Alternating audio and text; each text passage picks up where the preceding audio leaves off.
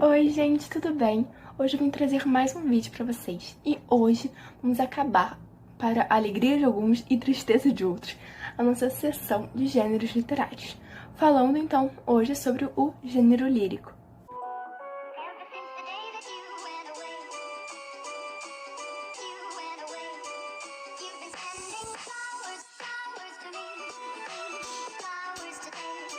Para adiantar aqui para vocês, depois eu vou fazer um vídeo reunindo esses três gêneros, para vocês poderem tirar suas dúvidas e também poder comparar um pouquinho mais um com os outros. Não se esquecendo que esse é um conteúdo que cai no Enem e vestibulares. Posso trazer também algumas questões daqui para a gente poder resolver. É importante vocês estudarem. Então tá, vamos começar a falar sobre o gênero lírico. O nome lírico vem de um instrumento de cordas muito utilizado lá na antiguidade chamado lira. Ou seja, sempre que vocês pensarem na palavra lírico, vocês já podem pensar que isso tem alguma coisa a ver com musicalidade, já que era um instrumento que usavam exatamente para poder compor músicas e cantigas. Os textos líricos são extremamente subjetivos. Você pode identificar eles quando falam muito sobre emoções, sentimentos e são bem menorzinhos do que aqueles outros. Geralmente, se você tentar fazer tipo um batuque, você vai conseguir formar uma música com todos aqueles versos que é apresentado para você. Ele tem esse tom de musicalidade, esse tom de subjetividade, esse tom de sentimentalismo. Nesse texto é muito importante ressaltar uma palavrinha que vai cair com certeza no Enem e que, se você não sabe o que significa, você precisa saber, que é o eu lírico. Bem, o eu lírico não é a pessoa que escreve o poema, não é essa pessoa. O eu lírico, na verdade, é a pessoa que tá no poema falando esse poema pra você. Deixa eu explicar um pouquinho melhor. Bem, nesse livro aqui, do Rafael Monte, é só um exemplo. Ele é escrito por um homem, que é o Rafael Monte. Porém, quando a gente lê o livro, a gente lê a história de uma mulher. Bem, o escritor é o Rafael Monte. O eu lírico é a mulher que tá contando o livro pra gente. Entendeu essa diferença?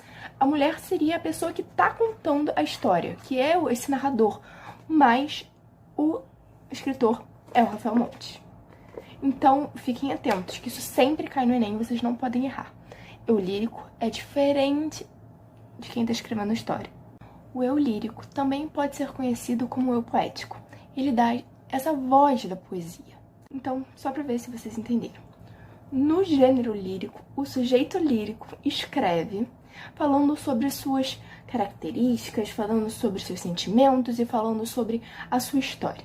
Geralmente são textos curtos e que têm esse quê de musicalidade. Esses poemas, para poder garantir essa musicalidade, eles também usam muito a rima e a métrica.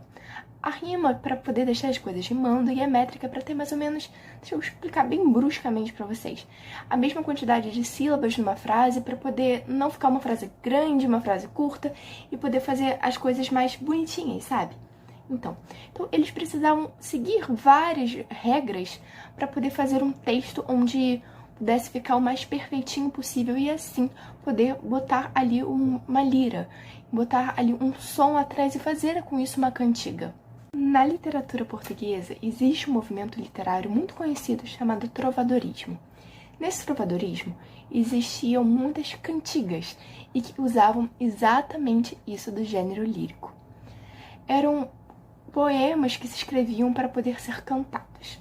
Para vocês entenderem um pouco melhor isso do eu lírico, por exemplo, lá existia a canção de amigo, que para eles eram tipo canções de namoradinhos. E os homens que escreviam, só que eles se escreviam se colocando no lugar das mulheres, como se fosse uma mulher escrevendo. Entenderam mais ou menos? Eles são homens, escreviam essas cantigas, porém eles se escreviam na visão de uma mulher. Para vocês terem uma ideia de como esses textos realmente tinham essa musicalidade, existe um soneto, que é o soneto de Camões, que o Renato Russo pegou para poder fazer uma música com base nele.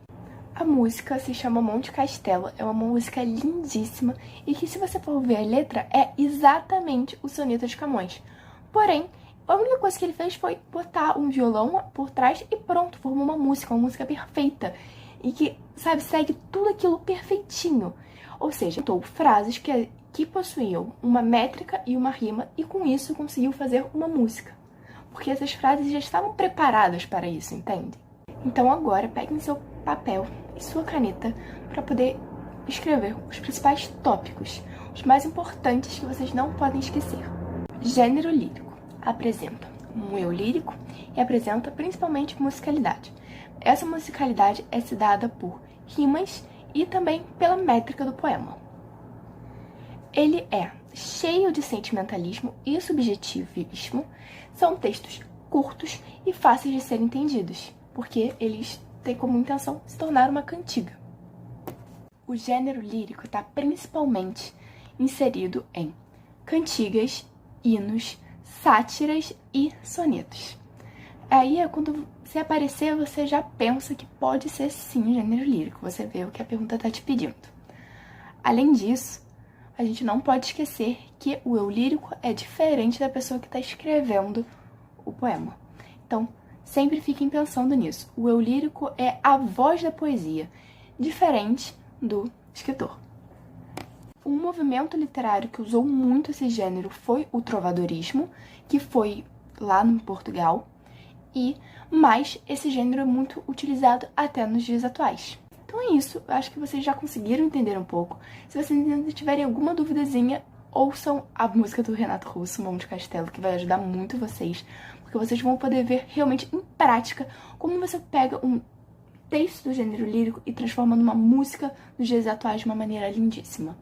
Bem, então esse foi o vídeo de hoje, eu espero muito que vocês tenham gostado, espero muito que vocês tenham aprendido alguma coisa nessas nossas aulas do gênero literário, e não esqueçam que eu vou trazer mais uma aulinha aqui reunindo esses 3 gêneros para vocês e tirando as últimas dúvidas. Então, caso vocês tenham alguma dúvida, se inscrevam aqui no canal e deixem os seus comentários para poder responder nesse próximo vídeo. Além disso, não esqueçam de curtir o canal e mandar para as pessoas que vocês acham que podem ter interesse nesse conteúdo. Então, é isso. Espero muito que vocês tenham gostado. Até o próximo vídeo.